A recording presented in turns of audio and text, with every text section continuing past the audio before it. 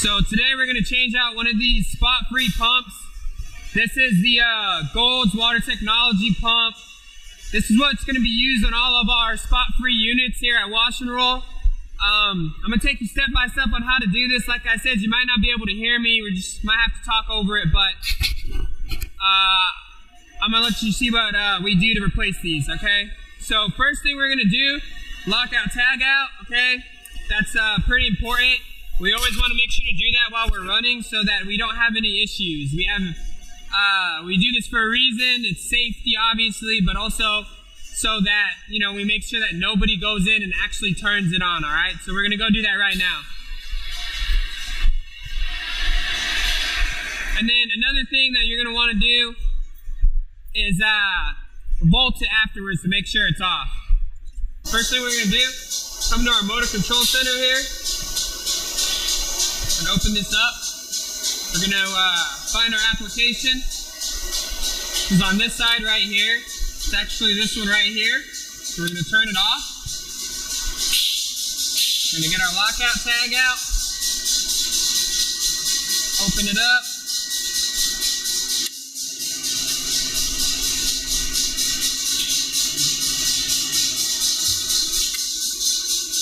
Lock it. Keep it right there. That's how we'll do that. I'd be careful with this. It is metal, so let's try to keep it, where it's not touching anything. And then now we're going to volt it, make sure that it's not live anymore.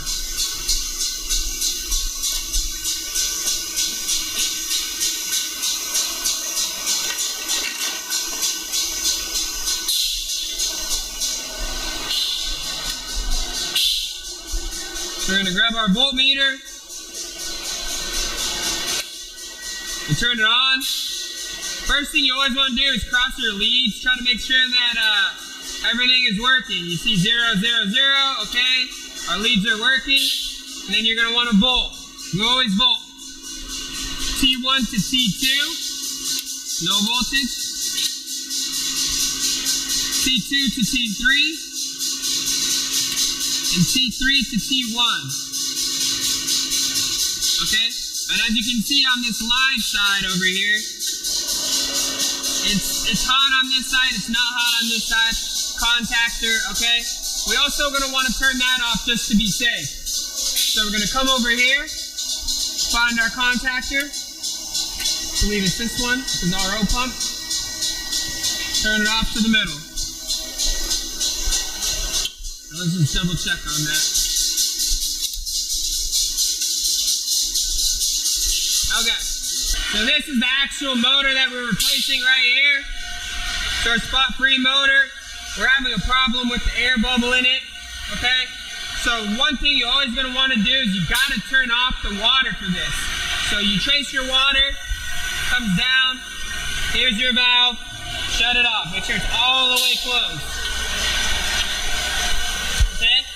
You're going to want to trace your other valves too. Make sure everything's shut off. Shut this one off. That's actually the outlet, but it will help keep you dry. We got this that goes up to this water source here, but it's on a solenoid, so I'm not that worried about it. Okay?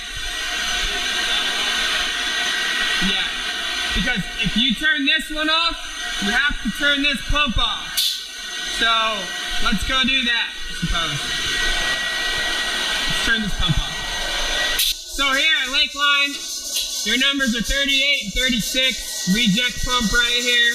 That's what we want to turn off. No, that's labeled right. The reason it's so important to turn this off is because if you trace your line here, you have your line coming here, here, and here. It's the carbon filter. The water comes out of here, okay? Goes into this little contraption down here, and that's what causes this to get water, right here in this yellow hose. If you turn that off, this machine will run dry, so we don't want to do that. So now, Clay, if you want to turn that handle off,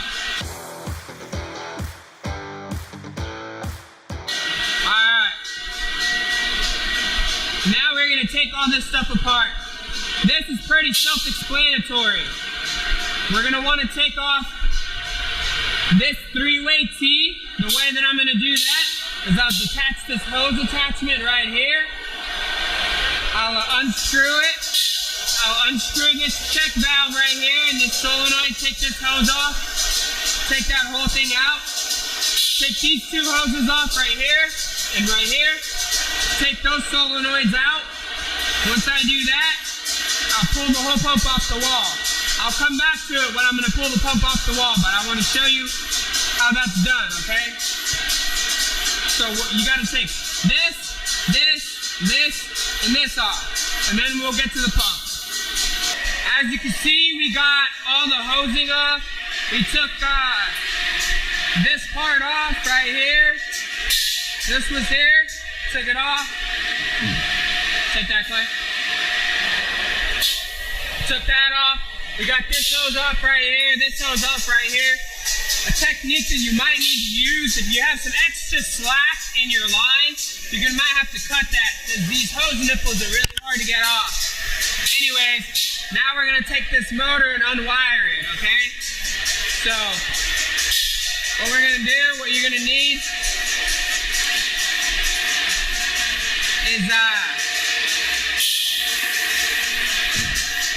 is one flathead and your voltmeter. Okay? So, essentially, just gonna unwire it, or unscrew it right here. Take this screw all the way out.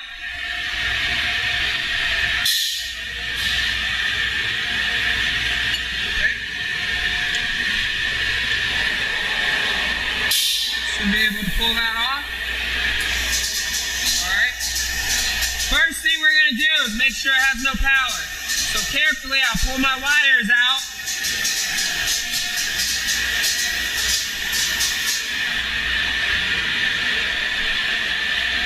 If I can find one, I'll undo the cap nice and careful. Put your cap aside.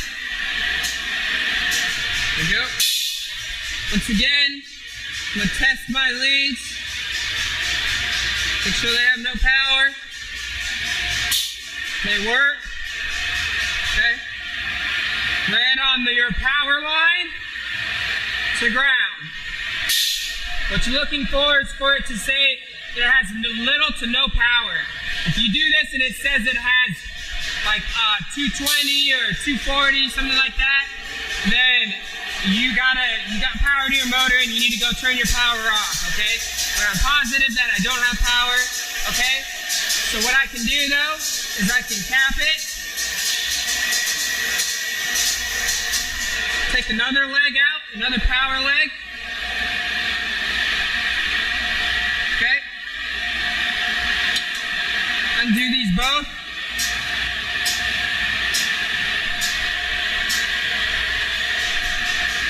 And measure them.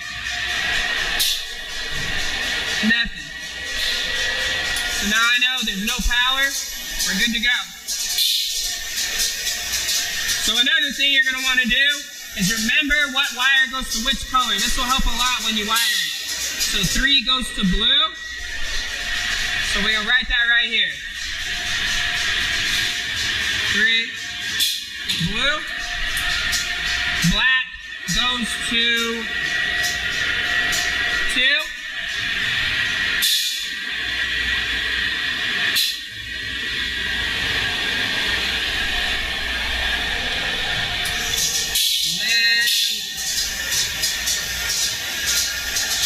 I'm guessing red goes to 1.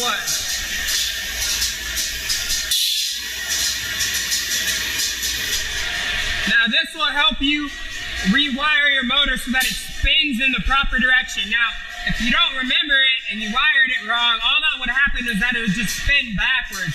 Just a waste of time. It's easier just to write it down and take a picture, and then you'll rewire it much easier the next time. Especially if you do it in 2 separate stagings. But I'm going to take this off. Take your ground out. And always remember what color your ground is. That is also a big deal. Usually ground is green, but in this 3-phase wiring system, there was no green. So there's an orange. So you gotta remember your ground is orange. So we'll put that here. Ground is orange.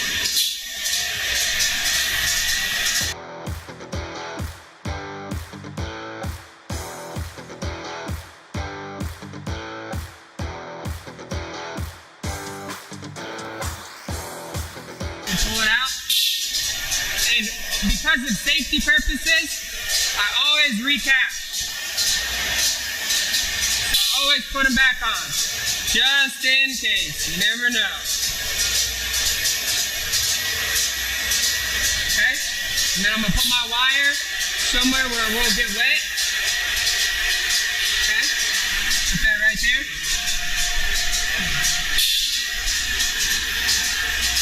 And then the rest of these, you don't have to undo them if you don't want to. You can save the wire nuts or you can just tuck them back in. That's good to go. You got your motor unwired, okay? So now it's just you gotta get it off the wall. There's gonna be these mounting screws back here. One right here. One right here. And you're just gonna pull this whole pump off the wall. All right, so here's the old pump right here. Don't get them confused, obviously.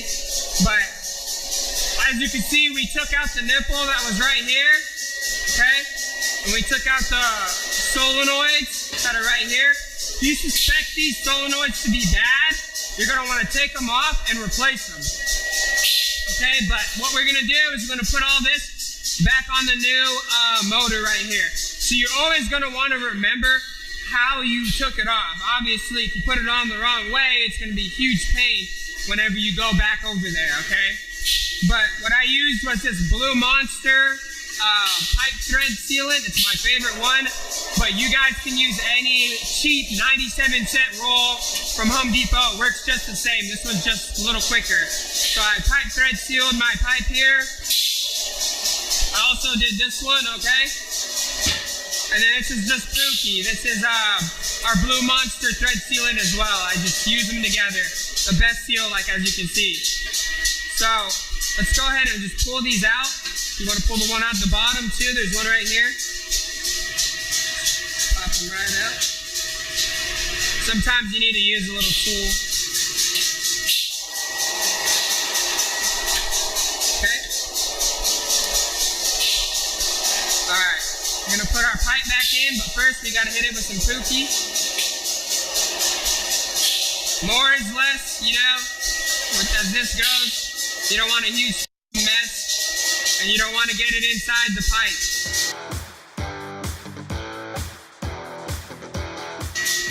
Threads in nice and good. Make sure not to cross thread it.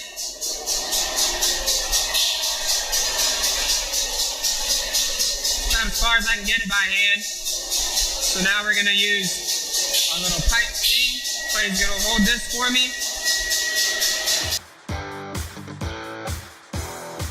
You don't need it super Hulk strength tight. The Pookie should do its job pretty well. There's gonna be a stopping point. Alright, that's good. It's in there. We got this in. If you guys remember from earlier in the video, we want it to be on like this, not like this, not like this, not like that, or else it's gonna be all twisted up and it's not gonna work right, okay? Gotta put some Pookie on there.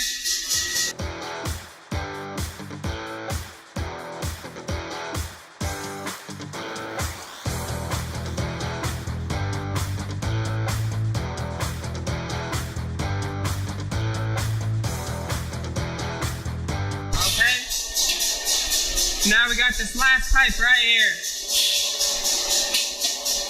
So as you can imagine, I didn't show the disassembly because that takes a long time whenever the pipes have been sitting and getting rusted for so long. So the disassembly will be the exact same thing as the reassembly, just backwards.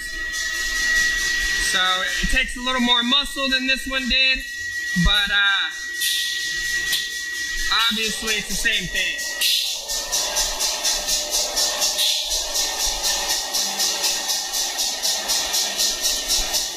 And this one's also important too. Don't forget which solenoid goes to which. If I put it on like this, I won't be able to get my hose back on properly because this is backwards. And that's out of memory. You can take pictures if you need to, but usually you can remember which way it goes on.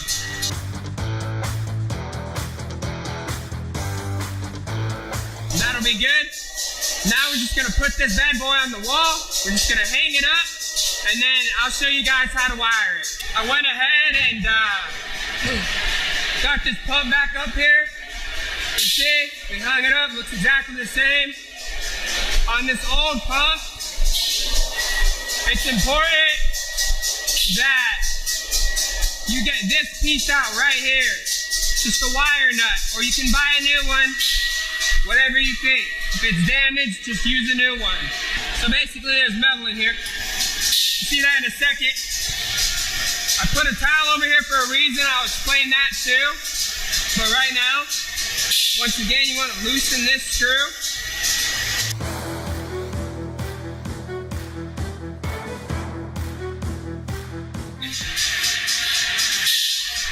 So basically, once again, you're going to want to get your power wires, pull them down. Going to have to pop this out. Okay. Get our screw, our wire nut, screw it in. Doesn't have to be terribly tight. Hand tight will do. And you're going to get your nuts here. You're going to go ahead and make sure that they're still off, just to be safe.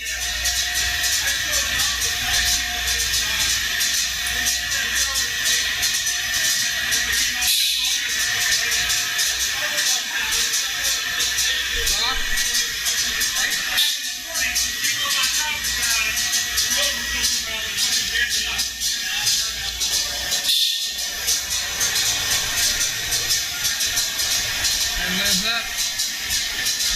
Gotta get them as straight as possible.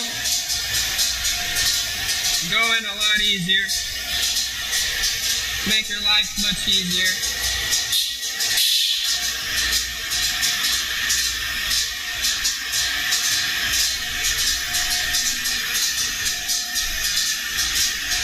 Okay. Stuff those bad boys in there. Once you get them in a little bit, you're going to want to help them through. Okay. Make sure they get in there right. And screw your cap closed. Nice and snug. So always, before you do any wiring, you need to look at your wire chart. Come on, Dana. So, it's our wiring chart. It's actually upside down on here because of the way we have the motor. But we're going to be doing high voltage. We don't do low voltage. That's what it's configured in when it comes shipped. So you never want to leave it that way or else you'll damage the motor. So your high voltage is right here. The way you read this is you have L1 to 1, L2 to 2, L3 to 3. That's, you can tell those are connected because of the line between 1 and 1, 2 and 2, and 3 and 3. There's a little line right here, the stem. That's how you know they're connected. Your L1, 2, and 3 represents your leg 1, leg 2, and leg 3. Okay, remember we got the colors on those. Okay? So if there's no line, there's no connection. So then after that, you're going to find 4 and 7 with a line, connect those. 5 and 8 with the line, connect those. 6 and 9 with the line, connect those. That's going to be about the same diagram for most of our 3-phase motors, not all of them though. So every time you connect it, no matter how many times you connect it, you need to check the connection chart right here so you know what you're doing. So I know what I'm doing now, we can see that, so let's connect it. Okay, so now I know what we're doing. We saw our wiring chart. We're going to go ahead and get this all wired up, alright? So obviously you're going to need wire nuts. Okay, I always always recommend just using new ones. Even if the old ones still look good, just go ahead and use new ones anyways, okay? So you're gonna wanna use 3 big ones, 3 nice big red ones. And then the rest will be these smaller yellow ones as you see in there, okay? I guess let's get those out now. Save some time.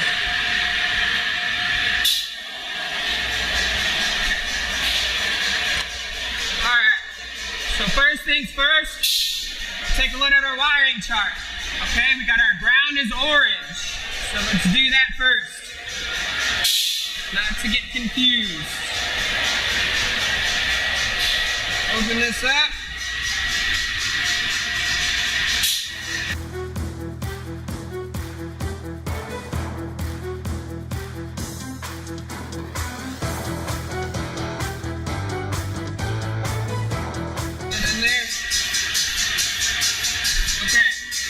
Now, following our wiring chart, we gotta wire these. Like I said, they're wired in 230 configuration. There's gonna be a sticker on there letting you know that. As you can see, we don't want that. Trash. To 460. Okay, so I always start 1. Alright. 1 is red.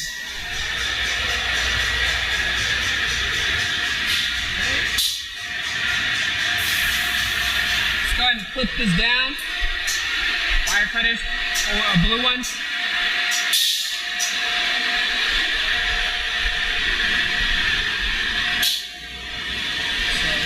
there's that. That's why I got that towel there. We don't want to drop any of these pieces in here to the motor.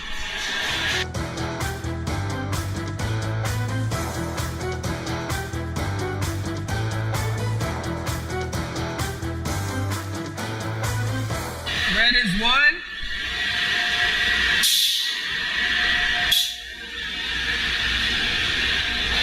Put the tie there.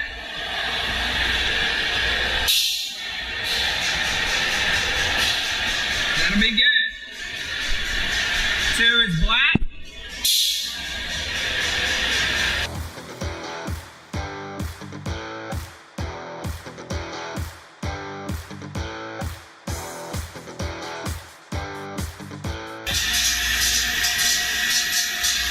So that's on there good.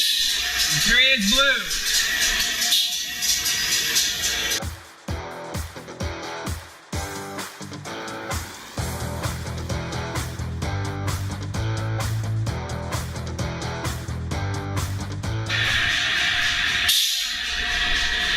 That's the 3 primary colors out of the way.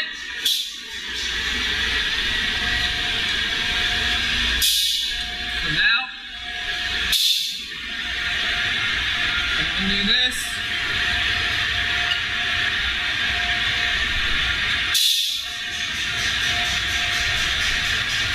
Now we look at our wiring chart. 4 and 7, that's our first one, right? As you can see, 4 and 7 right here.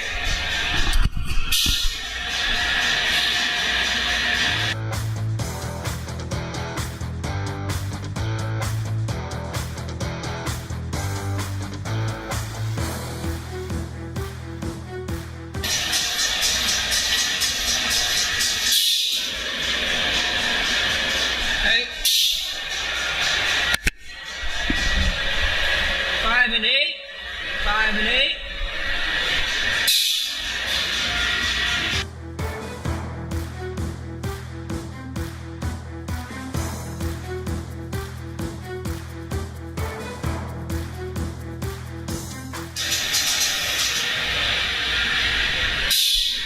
Six and 9.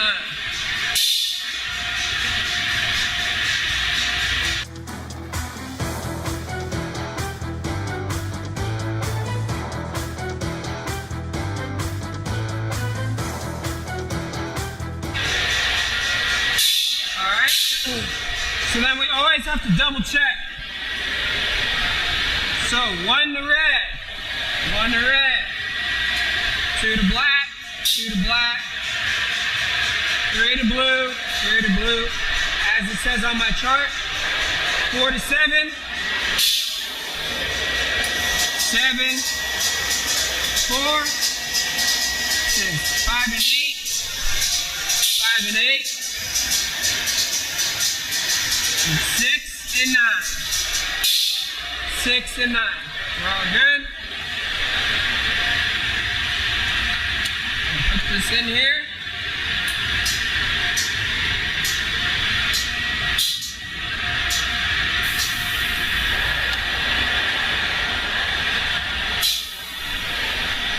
Best we can.